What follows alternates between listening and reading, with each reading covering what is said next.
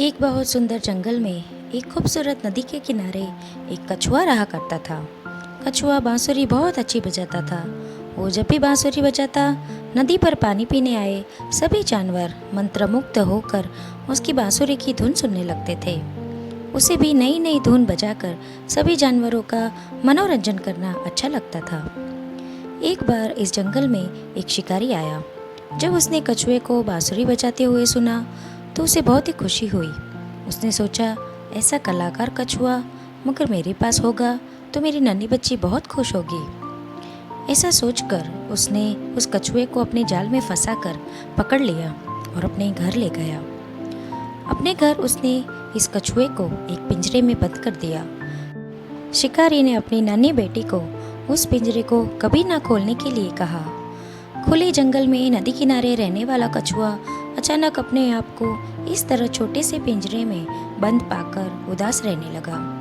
लड़की उसको खाने को अच्छी अच्छी चीज़ें देती थी, लेकिन उसको नहीं भाती थी। एक दिन कछुए ने सोचा, इस तरह उदास बैठने से कुछ नहीं होगा। अगर उसे यहाँ से निकलना है तो उसे ही कुछ करना होगा। एक दिन जब शिकारी घर से बाहर गया, तब कछुआ नन्ही लड़की के आगे बांसुरी की धुन बजाने लगा। उसको सुनकर शिकारी की लड़की बहुत खुश हो गई और उस कछुए की तारीफ करने लगी।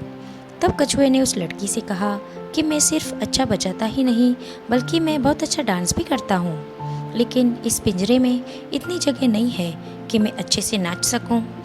अगर तुम मुझे इस पिंजरे से निकालती हो तो मैं बांसुरी बजाऊंगा और हम दोनों नाचेंगे। शिकारी की लड़की खुश हो गई और उसने तुरंत कछुए का पिंजरा खोल दिया। पिंजरे से बाहर आते ही कछुआ बहुत खुश हो गया। उसने बांसुरी बजाना शुरू किया और वे दोनों नाचने लगे। थोड़ी देर नाचने के बाद कछुआ अचानक रुक गया और ये बोला कि मेरे पाँव बहुत ही नरम है और तुम्हारे घर का फर्श बहुत ही कड़क है। अच्छा होगा अगर हम बाहर घास में जाकर नाचें, इससे मेरे पैरों में तकलीफ नहीं होगी। शिकारी की लड़की उसकी बातों में आ गई और कछुए को उठाकर अपने घर से बाहर ले गई जहाँ पर घास थी। कछुए ने वहाँ पर फिर से अपनी बांसुरी की धुन बजाना शुरू कर दिया और वे दोनों फिर से नाचने लगे। जब कछुए ने देखा कि लड़की उसकी बांसुरी की धुन में खो चुकी है, तब वो धीरे धीरे जंगल की ओर चला गया। इस तरह सूझबूझ से कछुए ने अपनी जान बचा ली। ये कहानी हमें सिखाती है कि मुसीबत कैसी भी हो, उसका हल निकाला जा सकता है।